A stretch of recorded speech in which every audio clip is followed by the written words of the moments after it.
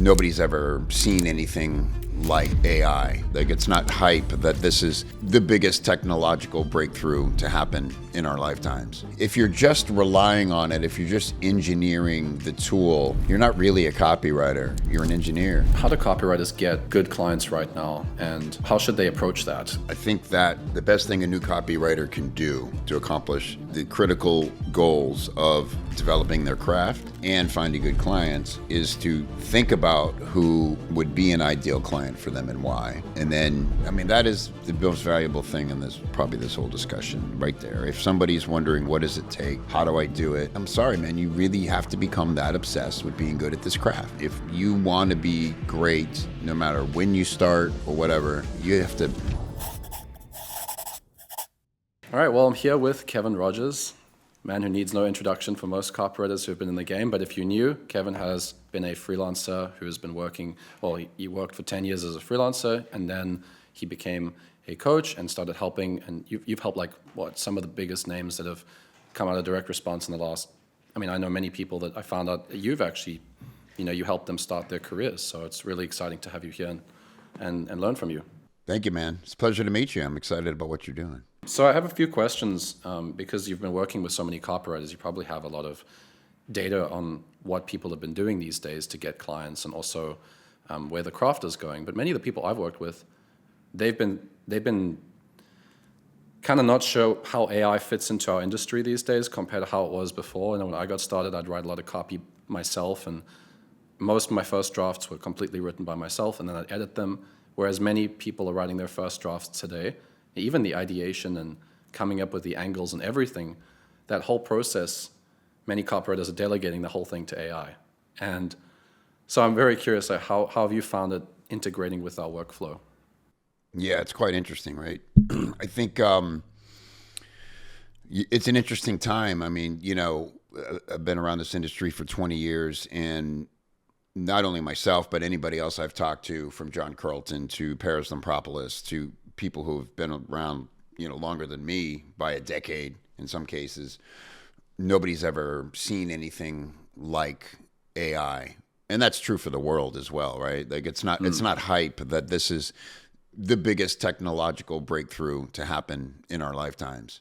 And with that, nobody really, really knows where it's going to go and how it's going to look. In 2022, when ChatGPT came out, there was immediate panic, and it was a real focus on how well it could write and all this. And then we had to slowly figure out what it could do and what it couldn't do. But that's constantly changing. It's getting better all the time. Look, I think we have to think of copywriting as a very, very unique and special skill. And the knowledge workers who are going to get to thrive in the world of AI, anybody from attorneys to people in the technical sectors and all those things, are the ones who think a layer or two deeper than a program would.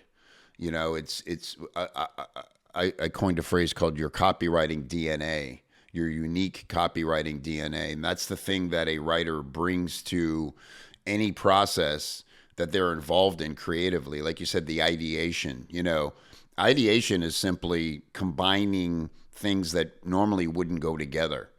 Mm-hmm. But, so you not only have to have the purview of all the things that you find through doing the research yourself. Yes, you can get AI to list it out for you and find things you might not have been able to explore on your own, but you're the one who has to sit with it and ingest it and process it. And it might be when you're folding laundry or in the shower or at the beach, that's when something a seagull flies over and you're like, oh, you know what I mean? Yeah, and the machine is just, it's not, that's the difference. And so I think we have to lean into the human things, the way our computer brain processes things. And then we get a feeling about whether this is a good idea or not. And then we go and we vet that idea. And sometimes that, if you have a trusted group of collaborators and people you brainstorm ideas with, the great thing about AI is it doesn't really have a bias, and it doesn't have moods, and it isn't hungry, and it isn't hungover. So that's very useful. But sometimes talking to your friend who's hungover Yeah. is where the great idea comes from. And so, to answer your question, what I'm seeing is a lot of confusion. I'm seeing a lot of people resist getting into copywriting because they don't know if it's going to be a viable career. I think what it comes down to, Matthew, is if they're not truly bitten by the bug and really on fire for this craft, they probably should go do something else. But the few who come into it now, despite having so much of it able to be done for them, and still can't keep themselves from obsessing on making it better, like thinking about it and wanting to sit and have that experience of them typing or even handwriting the words, and what that feels like, that process that you go through internally as you're working something out. That deep, you know what I mean? That really gratifying process of sitting and writing. That's the thing that won't be replaced. I don't know exactly how we describe it or talk about it yet and convince clients that it's still going to be necessary. But what I've seen is a lot of clients leave, let go of their copywriters, do the best they could with AI, and then come back and go, "No, I still need you in some parts of this." There's an example I've been sharing with some of my clients, which is, let's say you're writing a VSL for a business opportunity niche. You could take AI and you could take some top performing previous assets that they had, maybe a previous VSL, and you could say to AI, hey, break down this VSL, break down the market, the ideal customer profile or the avatar, break it down and give me everything this market cares about. And AI is going to look at that data and like pull from it and process it. But what it's not going to do is tell you what the market's thinking about right now. It's going to just tell you what that VSL said. And I've noticed this with like a client, like an actual client engagement where, in BizUp, a lot of people now are integrating AI into their marketing message. They're saying, build an Amazon business and you can do it easier than ever before because AI does a lot of the work for you, for example, right? But if you're feeding AI with that data, that older data, AI is not going to be able to join that dot and say, hey, the market's kind of moved on from that message. They want the AI thing. That's where, for example, a good copywriter would say, hey, this is all useful information that you're giving me, AI, but the main idea or the main headline is going to involve AI now as well because that's what the market's thinking about. So like from that perspective, it's like the copy thinking, right? It's being able to say, hey, AI, you've given me this useful information, but I can see the negative space. I can see what the market wants that's not there. And yeah, so I'm not entirely sure what that would look like when you have a conversation with businesses, but I've also seen that with some copywriters. They'll have a business say, oh, we're moving to AI, and maybe for a month or two, the AI-generated ideas and angles are interesting because the market or that email list or the posts, or they're kind of fresh to that market because it hasn't been written by AI before. But after about a month, it's like, the content's kind of flat, it's kind of the same, and then they want to get back, they want the copywriter back, So yeah, it's interesting. I did a workshop called Creative Code Copywriting because, I had what I call my holy crap moment with ChatGPT just this year. Like I was using it and trying to kind of like keep up with it. But I think everybody has to have their own moment, their own experience with it, right? Where you sit with it and you just start sort of like having a conversation and it does things and leads you to places that you never thought possible. And you're like, oh my God, everything's different now, right? And then you have to sort of catch up to that by using it daily. And, I was able to, train it to write in my voice pretty tremendously. But then like you said, the market caught up. I nicknamed it universal patterns of how it writes copy. And so of course, the M- thing everybody caught on to pretty quickly. And then the joke was that, hey man, I've been using M dashes for 5 years, and I now used to use it before AI. Now I can't use it I can't anymore. use them, right? Yeah. But worse than that to me was the pattern of it falls in love with certain frameworks. Like, it isn't this, it isn't this, it isn't this, it's this. And it's like, dude, like, you can't really tell it not to do that because it doesn't have another way. So that's where just, Sam Woods has been saying this since 23 when he was thrust out front as the guy who's been talking about AI for years before it really like exploded. And he said it all comes down to discernment. And I think that's really proven out. It's like, again, like you said, like if you're just relying on it, if you're just engineering the tool, you're not really a copywriter. You're an engineer.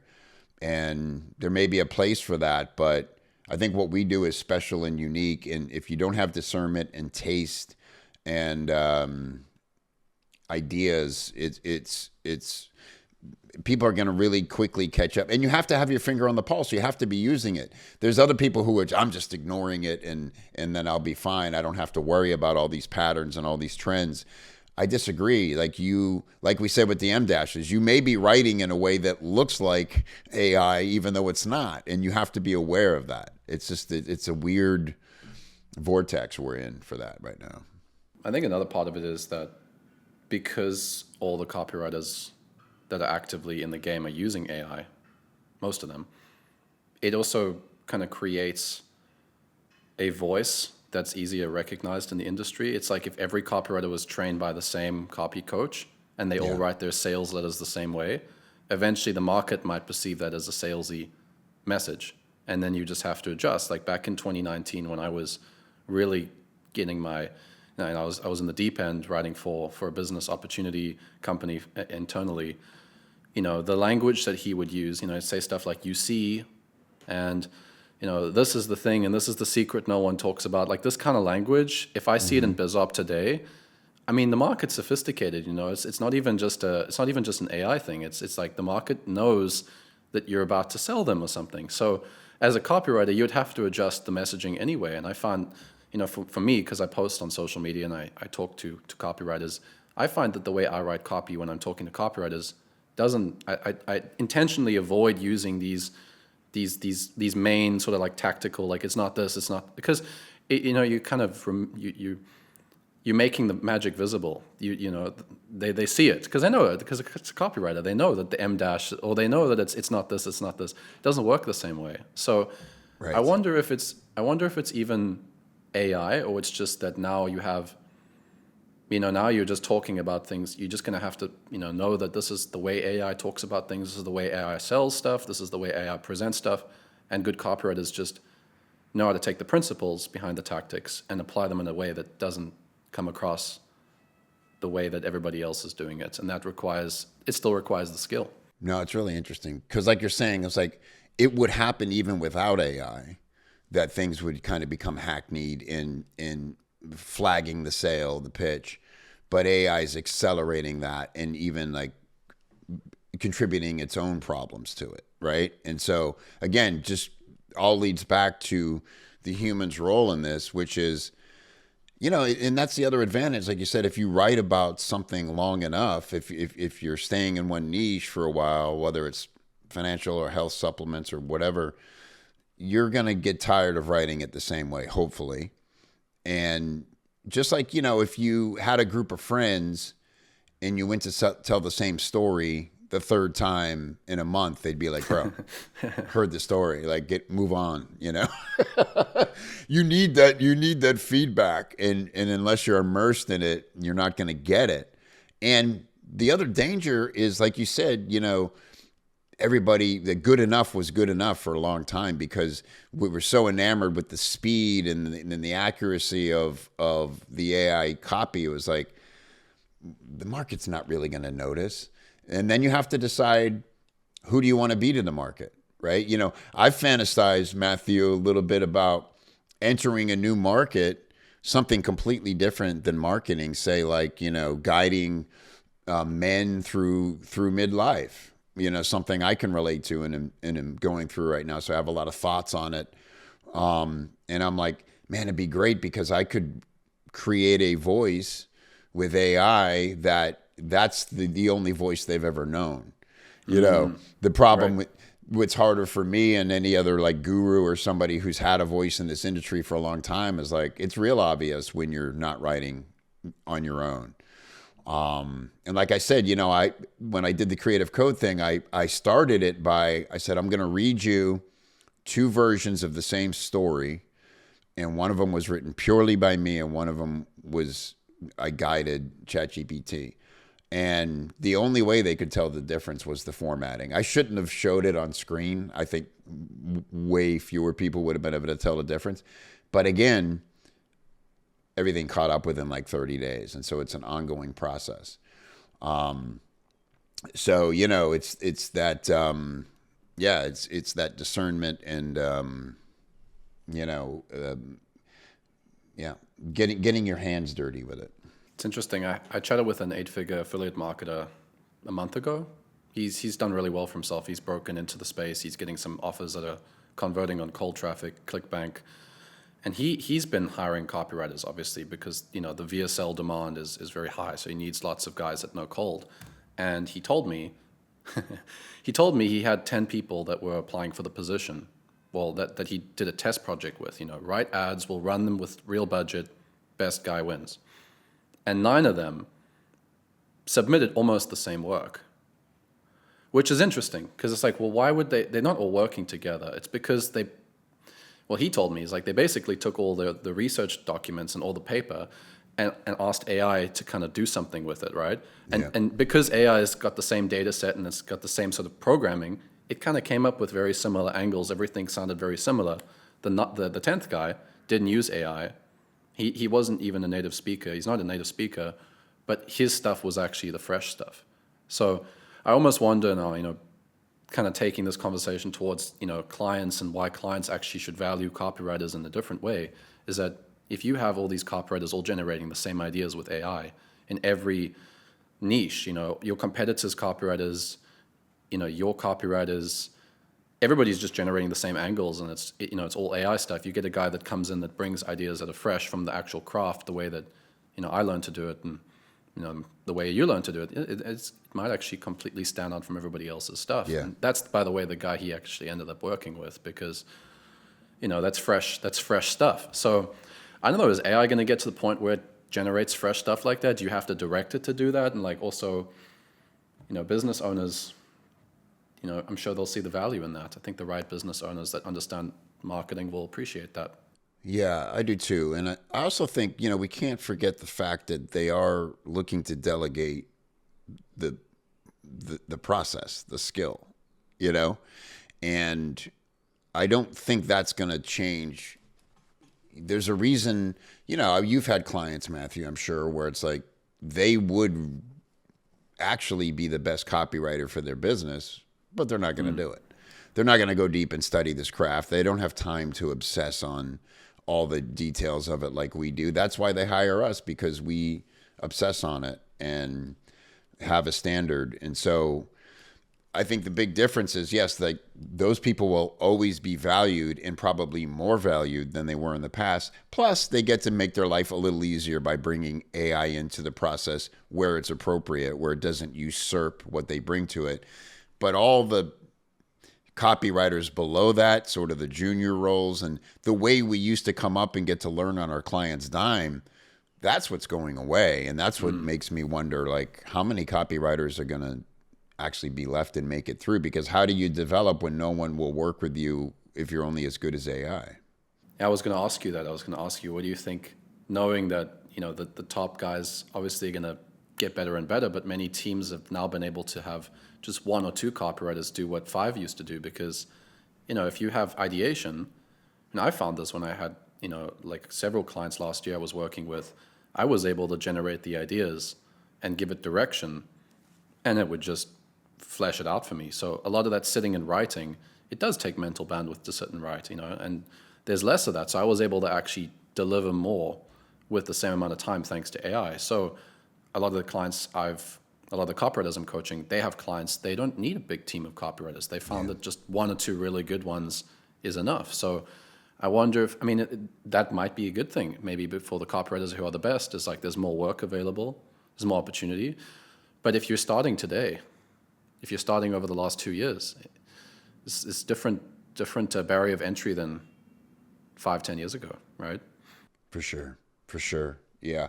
I think, what it's going to require is an apprenticeship. It's going to require people like you and I and other people who have been doing this for a while to recognize somebody who has the hunger, has the smarts, is obsessed with it, is very hungry to learn, and they're going to have to show up and learn until it's time to get paid. I mean, that's one clear path forward but how many freelancers want to actually build an agency and have to train other writers? Most of them don't. They just want their cool in-house gig or their partnership with a good product owner. So I don't know, man. Honestly, I don't know whether any of us know the answer to this question, but it's different. You think about through history, man, like a lot of industries have gone away or shifted dramatically with tech advancement. And we're just living through one right now. It's not such a bad thing. But I tell you, man, from someone who's been training copywriters for 10 years, I've never had so many important questions that I cannot give the answer to, because I'd be lying if I said I could, or I could pontificate and show you all the reasons why I believe a certain thing. But for me, my personal integrity, like if I'm wrong, I'm not looking to mislead anybody. And the reason I was always so good at coaching and would sell out my programs is because I could very confidently say, do X, Y, and Z, and A, B, and C will happen. And we're just in too much flux anymore for anybody to truly be able to say that. Yeah, I agree. I find that, some of my content even was leaning towards introducing people to copywriting, and I've started to steer away from creating content like that just for the time being, because, I mean, I don't want to promote a career path that may be very, very different 2 years from now. And then you have all these people that, took all this time to handwrite copy and took all their savings to learn the skill, and then they find out that market's moved on. I don't see copywriting as a biz op. I've always seen it as a skill. But over the last few years, it has been promoted as a biz op, especially on YouTube. Especially on in YouTube, a lot of biz op programs as well, because there's no capital needed to start. That kind of thing. You can sit on your phone or sit on your laptop. What I have seen with many of my private coaching students is that they're leaning more into marketing strategy and leadership positions in companies as one of the ways that they've kind of solved this. Is let me expand my skill set. Let me offer more. Let me do a full stack service. Like instead of being an email copywriter, I'll run the email department, or I'll be a media buyer and the ads copywriter. What's your perspective on, pursuing a position that's more like executive in a company to protect your income? I think it's smart. I really do. I think that in most cases, even in the old way before AI, that's what a career in copywriting would lead to. To me, that's one of the great things about entering this world as a copywriter, is that you'll have an advantage no matter where you end up. I've seen a lot of people, I've probably helped as many copywriters by telling them to let go of the title copywriter as I have helping them accelerate in it, because if you work with them long enough, you can kind of see them like, you actually seem to really enjoy the tech part of it. Like, you're constantly telling the list manager better ways to manage the list or something. And it's like, what do you think about embracing that as a skill set and letting copy be a superpower within that? But if you're, and they'll end up leaning that way. And so I think it's an invaluable skill, but they should be open-minded. And, you're running a business here, and you have to follow the trends and look for the things that are still needed. And if copywriting is becoming commoditized, yeah, let it be your second or third superpower, but go learn something more hands-on business owners for a long time going forward are going to delegate to somebody because just like copywriting, they don't want to do it. They don't have time to do it. They need that position filled on their team. It is tricky though, right? Because if to become a good copywriter, you have to love the skill to the level where you want to put a lot of effort into it, but it's actually a means to an end to get to a different position in the company. It's like a bit of a paradox, right? So yeah, it is. I find that that's, the best writers are typically the ones that love the writing aspect of it more than the business opportunity aspect of it. They just actually really enjoy writing. I can tell from my own experience, nothing makes me happier than sitting at a coffee shop in Tokyo or Paris or something. Actually, I can't. They didn't let me in Paris. I went recently. They don't want you to have a computer at a coffee shop. But at least in Japan, they let you. They're pretty happy with me sitting there with my coffee, writing copy. I don't want AI to interfere with that process. Right. Even if it's more effective, I actually find more joy in writing it than I do pressing generate and like, no, you got that part wrong. Like, change. No, I don't want to do that. That's boring to me. It's not as fulfilling. It's a different headspace completely. Yeah. It feels a little like playing a video game or something. It's a difference between actually going to play some pickup basketball or playing a video game of basketball. It's not the same at all. Your emotions are different. You're not moving your body. You're not, So yes, the visceral moment of sitting and typing. And to me, it's so, it'll take me 2, sometimes 3 hours to write a single email, Matthew, because not that it's because I'm in that bubble and I want to be in that bubble. So I have a problem that I don't recommend anybody, like I tried to break out of this. I can't write a first draft like stream of consciousness and get it out and then edit. I sort of perfect as I go.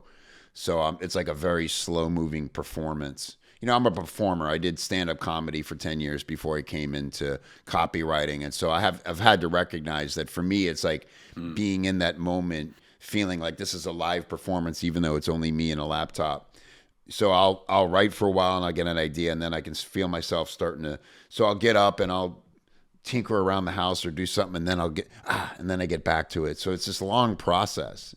It's rather tedious, but like you said, it's also incredibly fulfilling to get to the end of the piece and sit back and go, this is good. Like people are going to feel this because let's face it, good writing, the magic of it is that the reader feels what you felt when you sat and came up with it. Right. And then it's just, man, digital hieroglyphics. But it transcends the emotion. They can feel your anger. They can feel your humor. They get the joke, whatever it is, man, like that hasn't gone away. And I don't think that's going to go away in our lifetimes. Look, I have 2 kids, 18 and 21. And so I'm constantly looking at how they behave and how they interact with social media and the written word and all those things. And they still want to feel that visceral connection to the content they're consuming. You look at like the biggest YouTubers or the personality driven people, they'll sit and they'll talk, a Moist Critical is someone my kids love. And there's just a group of guys sitting around. Okay, we're going to buy these expensive cookies and see if they live up but it's the people, it's like they're laughing. They feel like they're there and these are their buddies. And so that human connection one to the other is the real magic of it. One way I describe copywriting, Matthew, is I say it's a two-way conversation driven from one side. Right? So a good writer understands how the reader is reacting to the work when they consume it. And this is why it's important that we write for it to be read. It's easy in different platforms to say, oh, well, I only have this much attention span. And yes, that's true to a degree. But somewhere at the heart of what you're leading people to should be something that was written in that intimate zone where you're anticipating everything the reader is going to, when they need a second. That's why we break all the rules of grammar and punctuation with the ellipses and then starting a new sentence. We're giving them a second to think. And just like in real life, we pause in strange places, we search for words.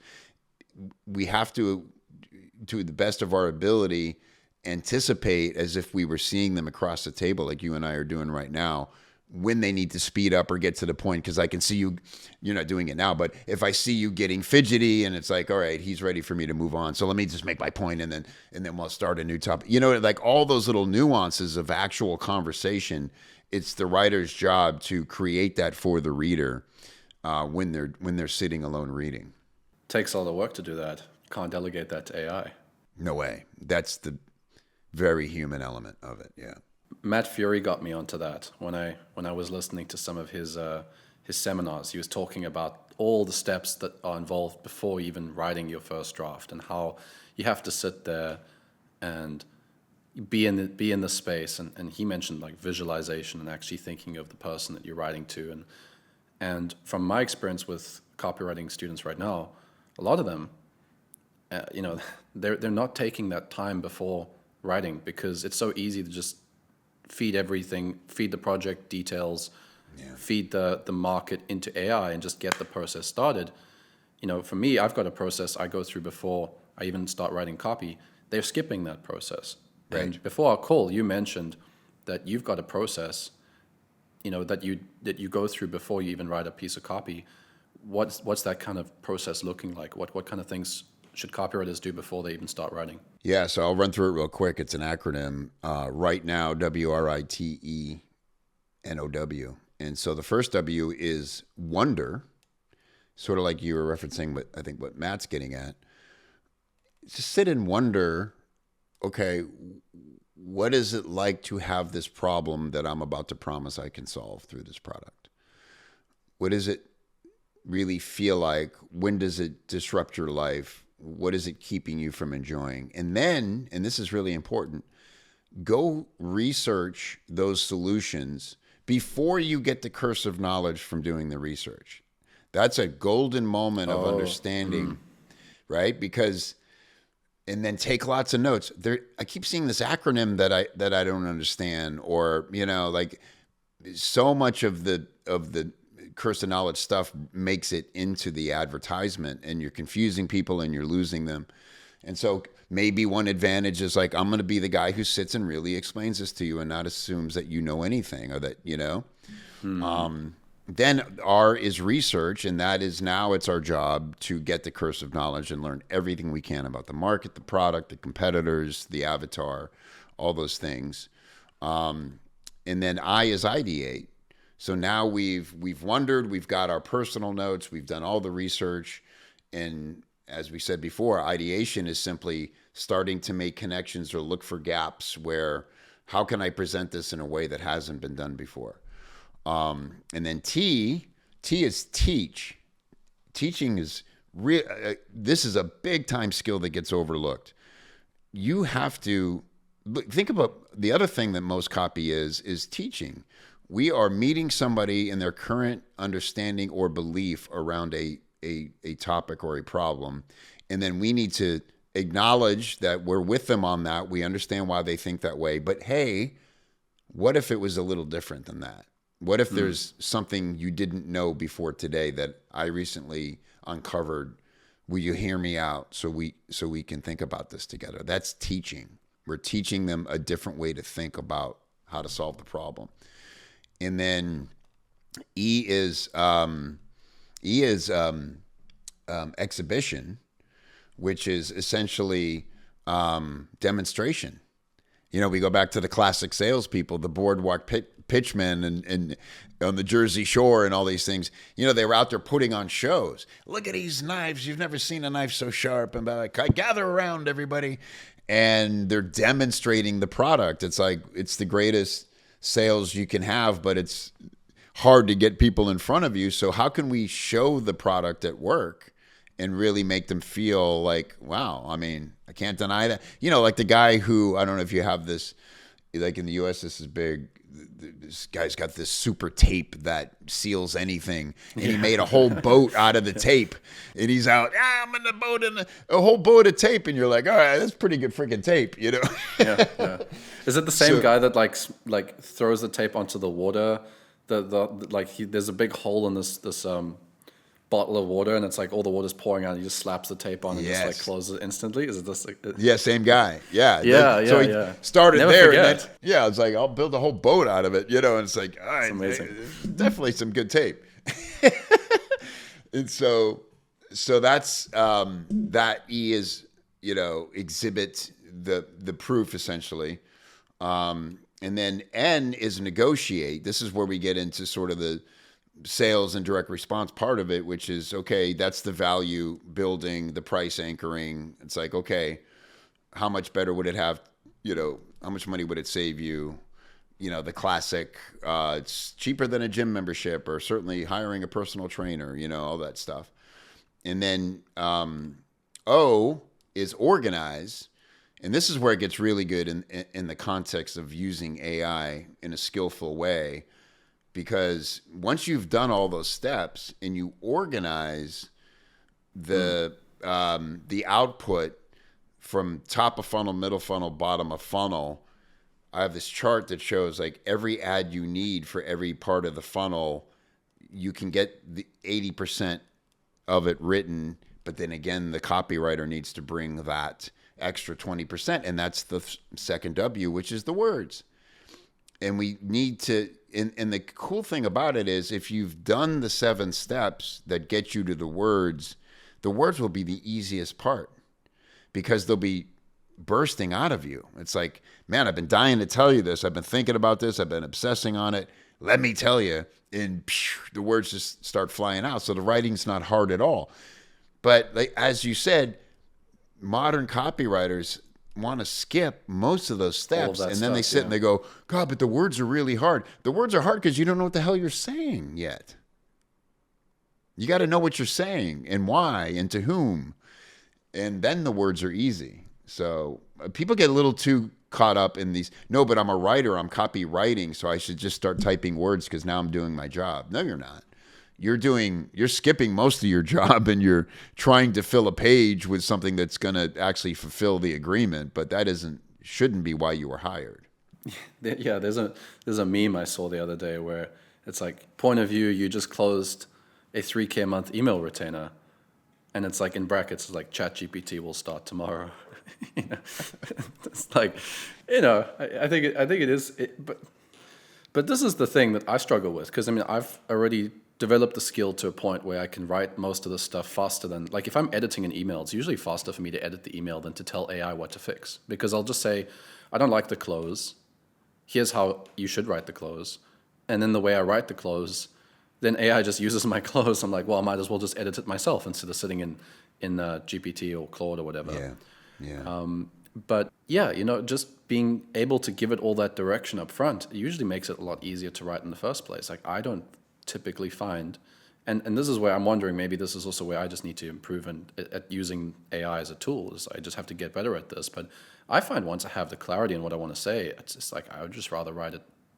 I always find it's faster for me to just write it without AI, because it doesn't, unless I give it, I mean, I can give it the direction. Let's say like a VSL, I have the big idea, I have the headlines, I have the subheads, I have the, you know, the compelling bullets, I know what kind of close I want to go with. Let's just say the overall structure, and I've already done, you know, hopefully a majority of right now, you know, before I actually put the words in. AI fleshes it out. Then it's maybe faster, but I could just give that formula to AI. I might as well have just said I've written the whole thing myself, you know? So it's... Yeah. I will say this. I think there's a choice to be made there. And maybe for the foreseeable future, you'll always have that choice of just give it to me. Let me do this, you know? Yeah. But I will say there is if you're truly training a system, and this is for me, I'm not an expert in all the AIs, but for me, it's ChatGPT. That's where the memory really serves, you know? Because otherwise you'd have to be updating PDFs and documents and things. It can be worth you telling, say, GPT, I need you to change it to read like this, as you would an apprentice, so that it understands and it updates memory, and it now will do it almost as good as you would have. And so ultimately it saves you time and you've built a better system. But you're right. Sometimes you're just like, I'm not up for this today, man. Just let me just. Yeah. Well, I mean, like even voice training, like one thing I have found it's helped me with a lot is it can carry my voice. You know, like my voice, I use capitalized letters more often instead of exclamation points. I have like more shorter sentences. The words I use, you know, it knows my voice because I've trained it on like 2 years of my posts on social media. It knows my voice very easily. When you have clients that you have a lot of data on, you can train it on the voice of a client. So like with email copy, I find it thrives it's very good because all you have to do is give it the email angle. If you've got 3 months of emails previously written, a lot of it's done. But if you've got a new client as a copywriter, you know, you might have to, I'm still finding majority of the time it's, you know, you got to build those initial emails out. You got to write those initial marketing messages, you know. So the skill from that perspective is you know, definitely going to be here for a while. And I think the other thing I haven't seen, I'm very curious how AI will fit into this, is being able to fix stuff that's not working. Because writing is, you know, being a copywriter, you also have to diagnose when a funnel stops working. Like what if a business owner is using AI and they generate this funnel and it's mostly AI copy and now it doesn't work the way that they wanted it to? Do they just write a whole new funnel, or do you need to have an expert copywriter come in and actually identify like, hey, it's actually, we're having a drop-off in this VSL. The reason if we fix this drop-off, maybe all the other metrics start working, you know? So Yes, I think the tools will get much better at telling you exactly where that drop-off is and what's happening before and after it. So it can isolate it. And it could say, well, here's 10 ideas for how to fix it or change it. But again, that's one of those, we don't know, man. We don't know. You know what I wonder about is like, how much do they really want to replace us? Because it'll tell you all the time, I'm not here to replace you. And, you know, I'm constantly having conversations with GPT about what it can't do. And it's the story, it's asking good questions, it's discernment, it's those things.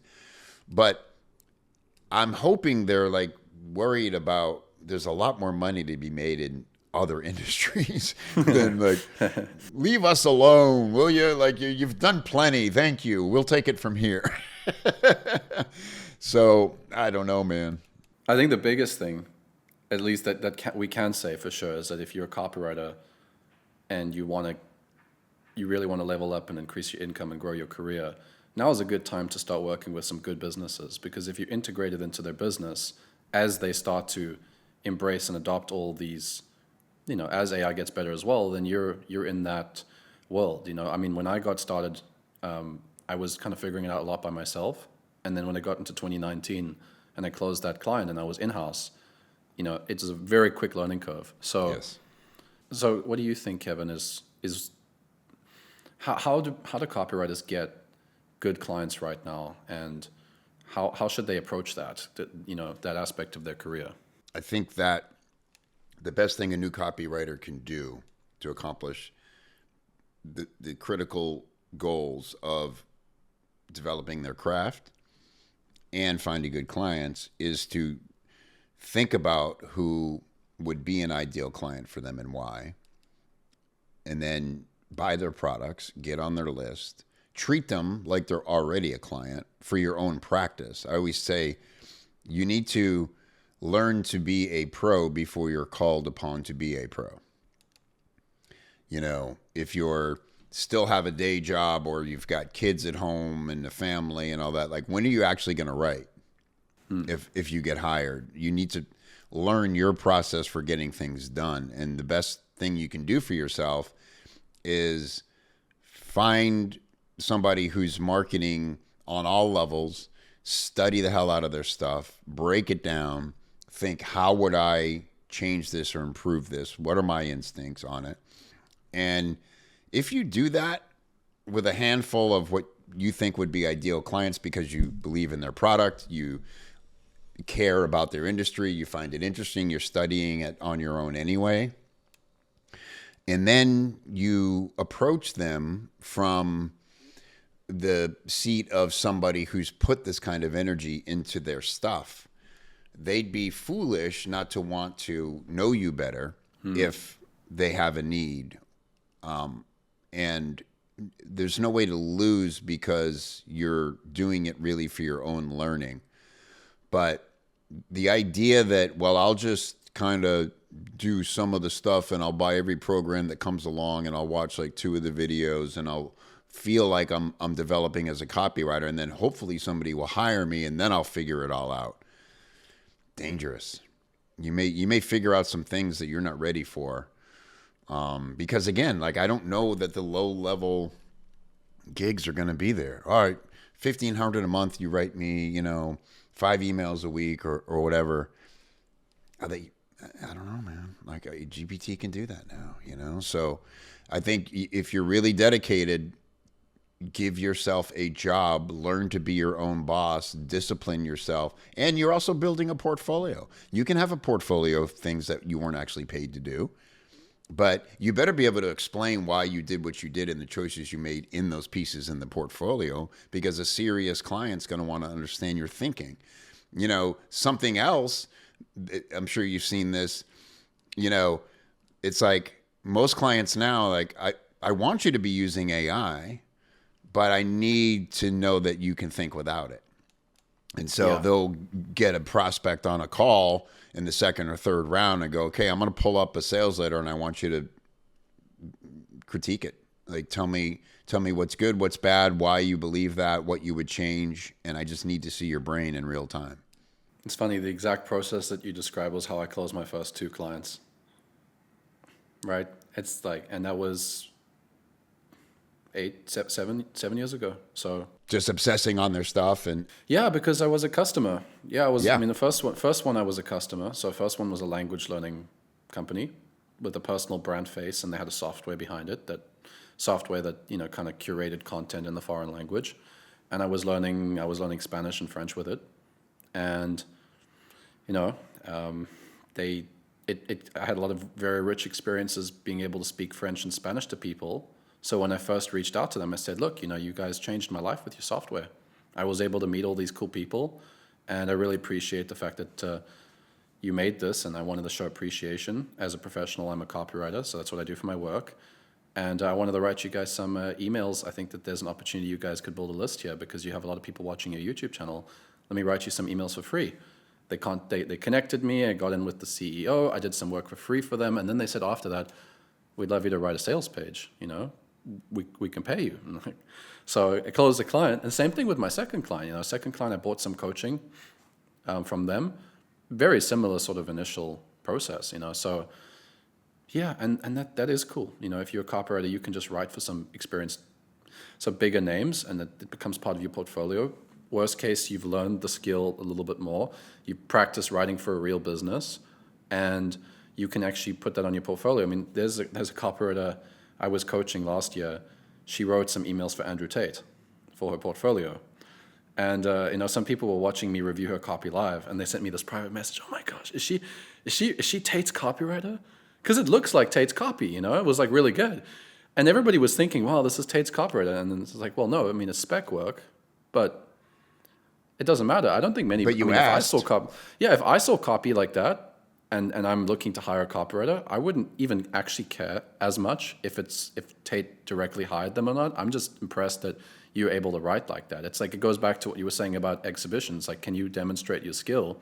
If you can, that's how you prove that you're good at what you do, is by just demonstrating that you're good at copy. Exactly, dude. Yes. I mean, that is the most valuable thing in this whole discussion right there. If somebody's wondering, what does it take? How do I do it? If you're willing to follow that blind ambition, because it won't let you be, you almost have to do it. And look, I'm sorry, man, you really have to become that obsessed with being good at this craft. And even if, it ends up being a secondary or tertiary superpower for whatever else you do, it is worth it.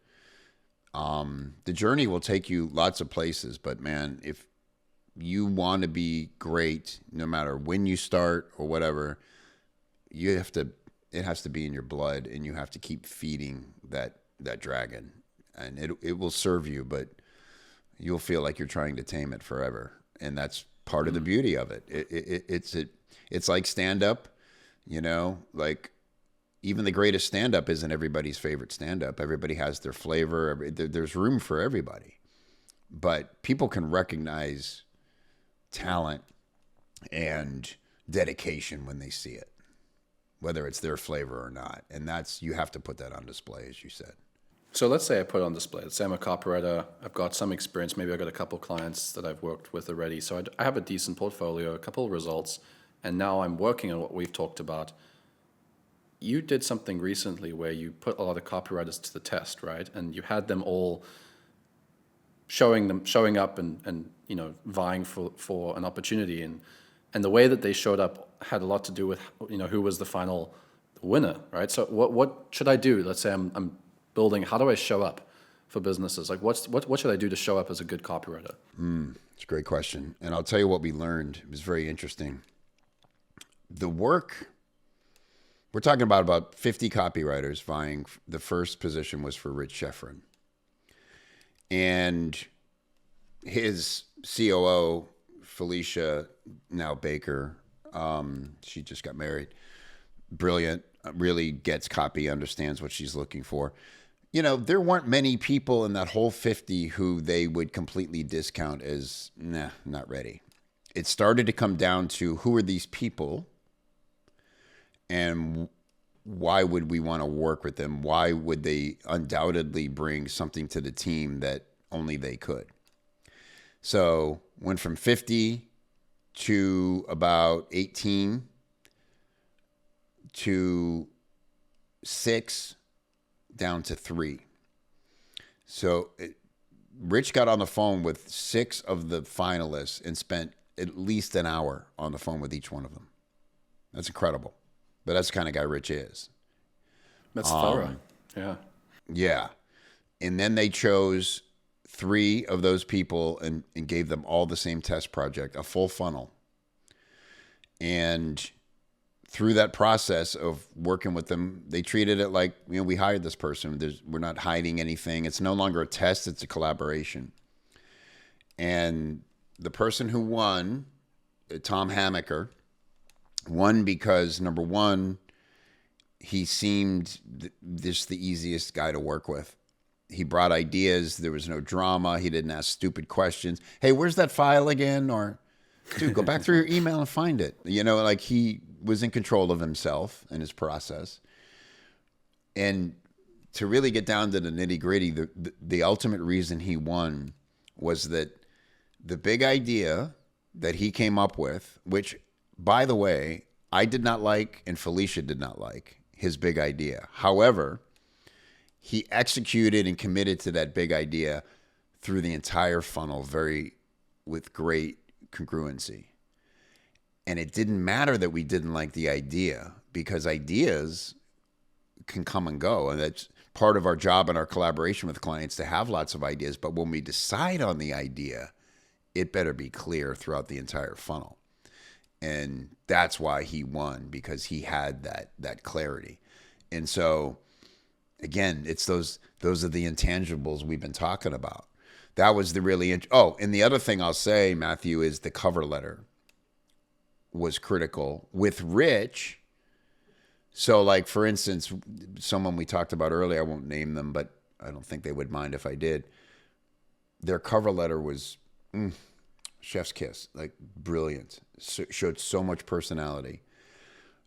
Felicia really wanted to hire that person because she liked them so much and loved she's like, I want them to be my new best friend. They're just not the perfect fit for this team. You know what I mean? So Right. The cover letter will get you past, if your copy sample isn't the best, the cover letter might get you the interview. So learn to write a good cover letter as much as you do write great copy. Who are you? Why are you interesting? Why do you bring an interesting, unique perspective to this process? What kind of research do you do? Like, let them know who you are. In the second round we did of the goods, and again, the goods is this process we're talking about. I call it kind of like The Voice or the American Idol of copywriting, where everybody's trying to get to the finals and win the gig. And it was for Jeff Walker. His son Dan is the copy chief over there. Dan hardly read the cover letters. What Dan would do was he would look at the copy because he would know, because he's the copy chief, whether or not they're bringing ideas and angles that he finds interesting, because he's doing this all day long. And if he liked those, then he would go read the cover letter to see, who am I dealing with here? Interesting, right? So, point being, when you show up to any opportunity, you can't guess what's going to be the most important to them, but every part of what you submit better be the best it can be, because you don't want to get discounted by being lazy, say on the cover letter, when that turned out to be the most important part to them. Why do you think some copywriters do that when they have the best opportunity right in front of them? They could go all in, but sometimes they choose not to. Like, I mean, I've had copywriters, I tell them, you could do you didn't put love into this. You threw this together. Why are you throwing something together when this is such an amazing opportunity? I think there's a lot of reasons, and they're all personal, honestly, man. It's like self-doubt, self-sabotage, fear of success, laziness. Sometimes life gets in the way, and you don't have time to put love into it. It's not an excuse that we're allowed to use, but it does happen sometimes. There's a lot of reasons, and that's honestly the hardest part of the gig, man. Is that we're the boss, and we have to have a standard, and we have to meet it no matter what. I was very blessed to have John Carlton as a mentor, and some of the things he pounded into me, like, you just don't miss deadlines ever, no matter what. And for the guy who's like the most rebellious copywriter, that to find out that was a personal standard, it's like you get to be ornery in other ways when it comes to ideas or whatever. People will respect that you're fighting for some things if you meet a high standard in all other ways. But if you're just a loose freaking cannon all the time and they can't get a hold of you half the time and you miss meetings, all your credibility goes out the window. So it's on you to be an ultimate pro in your business and show up. And the good thing about that for freelancers is when you have a standard that high, you're going to want your clients to meet that standard. So you're not going to end up working with flakes and people you can't get a hold of. So, but man, it's difficult for a creative for some reason. Creatives aren't necessarily the most secure people. We need a little bit of crazy, and we need to say, screw it on the night when we should be headed home, and now it's sunrise, and it's kind of part of the duality of it, but you got to find that balance, and that's why most people are better off just having a job. It's like, tell me where to show up, and I'll drag my hungover ass in there, and I'll use my little key card to clock in, and I'll do what you say for 8 hours, and then I can live for the weekend. That's the majority of human beings would rather be lemmings than leaders, and you got to decide if you're called to be a leader.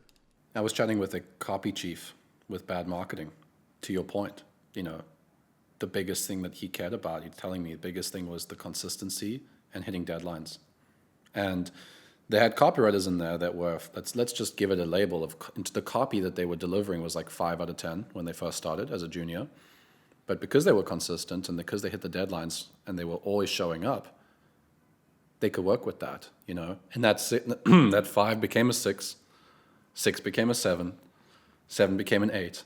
And now one of them's, I would say one of the best active writers that I have the pleasure of learning from sometimes, So, I think the good side of it for copywriters, if you're watching this and you find that there's a lot of barriers that were not maybe there before, that there's new barriers. I always find it's the same barriers. It's like in the past, because you didn't have AI, you'd have different challenges. It's always going to be like hard work. But if you're just consistent and you actually show up and you treat this the way you would treat something that you care about and you prioritize, you actually have a lot less competition than you think. Because I'm on the other side and you're on the other side of this, where we see applications or we see business owners trying to hire somebody, and you'll see a gig where there's like 200 posts, 200 comments on Facebook, I'm interested. The copywriter sees that, they're like, oh wow, it's 200 other people. But we see, let's say, 20 people that actually followed the process correctly. Maybe of those 20, only 10 put love into their cover letter.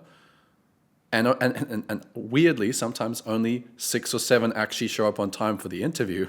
Right. There's very few people. Sometimes, most of the time, there's actually not that many people that are showing up at the level that it requires. And sometimes, like you said, sometimes it is a personal thing. Maybe just that day that caught off guard. But if you show up to, let's say, 10 opportunities, you have good. If you're a good copywriter, you have a very strong chance. One of my first gigs, that 8-figure in-house biz op thing I told you about, I didn't apply at first because it was 8 months old. The job posting was like 8 months old in the Facebook group. I disqualified myself in every way. I was like, I don't have enough experience. I'd never be able to work with this business. They're like looking, And my friend said to me, well, just because it was posted 8 months ago doesn't mean that they're not still looking for copywriters. Number one. And number two, why don't you just give this your best? Worst case, you don't get it. Best case, you get it. And so I was like, okay, yeah, sure. So I spent the whole day, I wrote a 1-page sales letter for myself because that was what they asked for. Sell yourself in 1 sales letter page. And I got it, like of all the people, I got it. But we had 10 other people that also got the gig.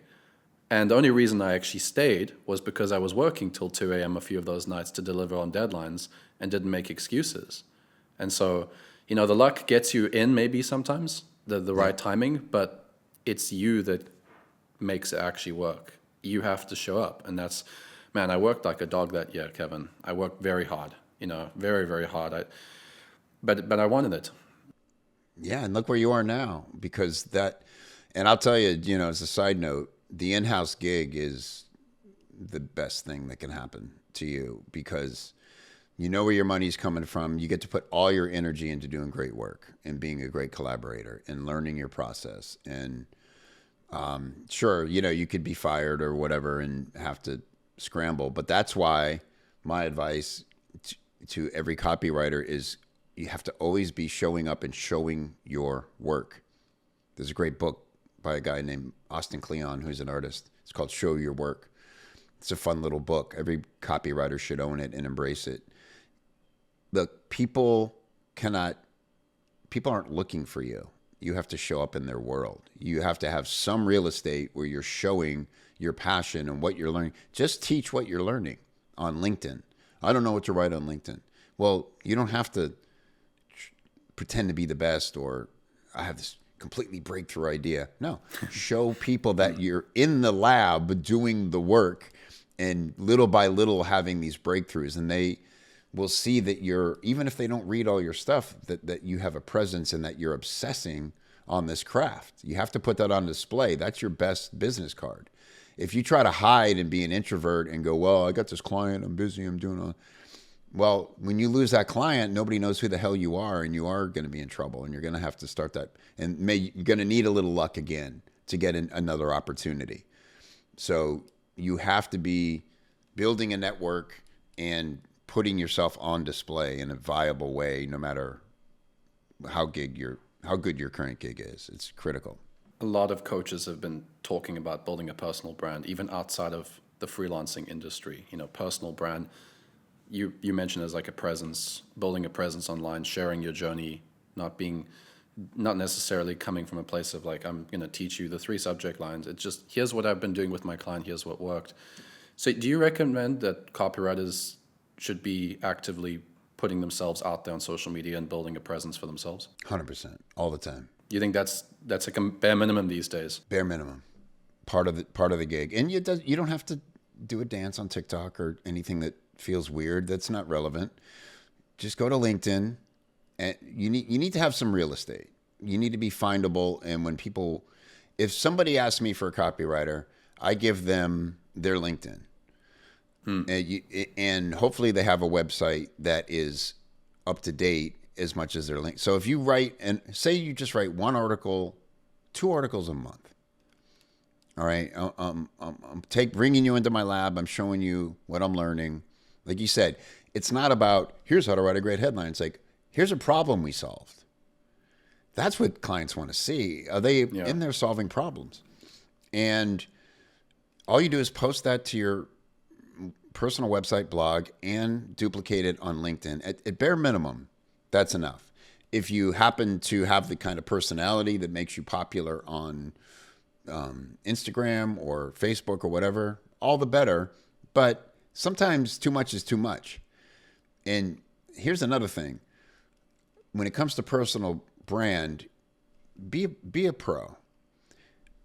If you want to have like separate, say you have an Instagram or Facebook, have all your friends in where you're shit talking and rebel rousing and giving your political views and all that, but keep that out of the business, because it's just the classic thing, like, politics and religion and all that. It just doesn't belong in the conversation. It's irrelevant to the kind of work you could be doing. We've all worked with clients who we might not personally want to go on a road trip with, but we can perform for them, and we shouldn't disqualify ourselves with our and social media is dangerous, man. The drunk post or the thing, and then it's like, so show up like a pro consistently. Yeah. Yeah, I've seen this, because when I work with a new copywriting student, they'll come to me and their profile photo, not a lot of effort. It's just a bunch of happy birthdays on Facebook or something is like their most recent post. And, maybe nobody told them that they need to spend time on branding yet, but I often say to them, hey, you're about to write for a business. At least a lot of the copywriters I work with, a lot of them have leaned into working with personality-led brands, because that personality makes it easier to sell as well. So a lot of them work with personal brands, and I'll say, well, you're about to work with a business owner that has 1 million YouTube followers or 1 million Instagram followers. If they're going to do any homework on you, which they will, they always do, and they see that, let's say they see that you've got all this, religious stuff or political stuff, or that you got these photos, and like, you're about to represent their voice in front of their 1 million followers. Like, even if you're a good writer, they're just going to join those dots and say, well, he's not even carrying himself or herself correctly, like with their brand. Do I really want that person wearing the hat that carries my voice and brand, right? It's a very simple decision, and it's like everybody knows the answer to that, and yet is a bit of a disconnect sometimes. So yeah, I think like writers or creatives, and they're sometimes rebels at heart, and especially at a younger age, they want to represent themselves as something, but what they don't know is they're going to change and they're going to evolve. And I'm very grateful that there wasn't a digital footprint of my life when I was in my 20s and 30s. Thank God. All my stand-up, recordings are on VHS. I'm very glad that they're there and they're not digitized, because I was a different person, and I wasn't doing any harm, but it wouldn't look good today for what I'm doing now. And so I fear for young people in that way sometimes, that, they're usually, like, my kids are savvy enough to have what they call like spam accounts that only their friends are in, and they post stupid stuff. But you're 100% right. It's a new dynamic. First thing I do when somebody applies for my coaching, I go and I stalk them on social media to see what kind of person they are. And if they're doing wacky stuff, I'm like, I don't want to have to train them into becoming a better human, as well as like being a better copywriter. I want to find somebody who's got their shit together, And on the flip side of that, it's like when I see somebody that's actively posting, whether it's on LinkedIn or Facebook, there's this impression that they're very active in the industry with clients.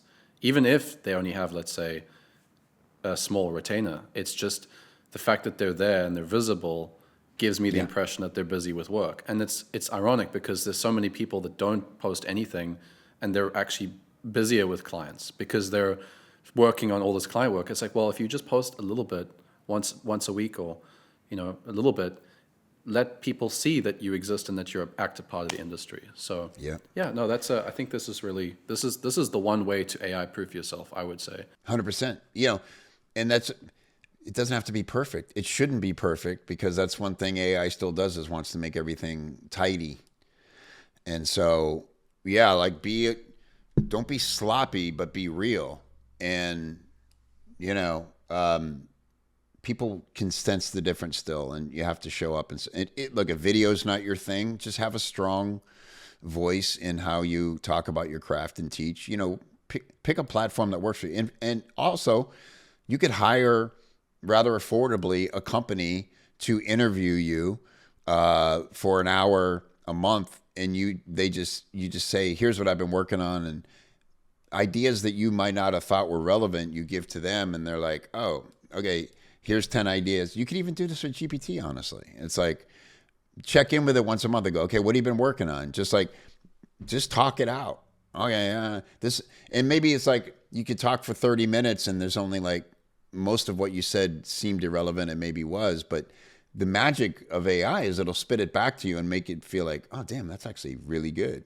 Like, have you ever used Notebook LM? No. Okay, it's a free Google AI. And what's great about it is it only works from the source you give it, right? So one thing I've done is, I take a lot of handwritten notes throughout the week on calls and stuff. And at the end of the week, I'll just open a voice recorder and I'll just read out anything that seems worth saving from the week, right? And then Notebook LM will break it down into subject headings and subheads and like everything. And you're like, damn, like that's actually really good. And then you can ask it to make a podcast of your notes. And now you have two voices talking about what you thought about that week. And you're like, I'm a genius. This is brilliant. That's interesting. Wow. Okay. And I mean, if you just did that, you would have easy content. So that is the place to me where AI blows my mind. And it's like, man, it's bringing a whole new dynamic to what to me feels like everyday thoughts, but through their lens, because it's there to kind of kiss your ass. It's like, this is actually really interesting. And so anybody who's actually doing the work, like we said, you have plenty to write about. If you're struggling to do it, it's because you're not fulfilled by the task. It feels like a task. And you're getting in your imposter syndrome's playing a role. And well, what if so-and-so sees this and I know they're way better at this than me and they're going to think I'm not smart. Forget all that. Just let it evolve, let it develop, and just be real and honest. And people will sense what kind of person you are through that. That's a big part of it. Yeah, I mean, sometimes this stuff you may have heard already, but if you keep hearing it, there's a reason. Is this what we've been talking about, building a presence and how to integrate AI? Is this some of the work that you're doing behind the scenes with your private clients as well? Yeah, I think it's the primary work I do, honestly.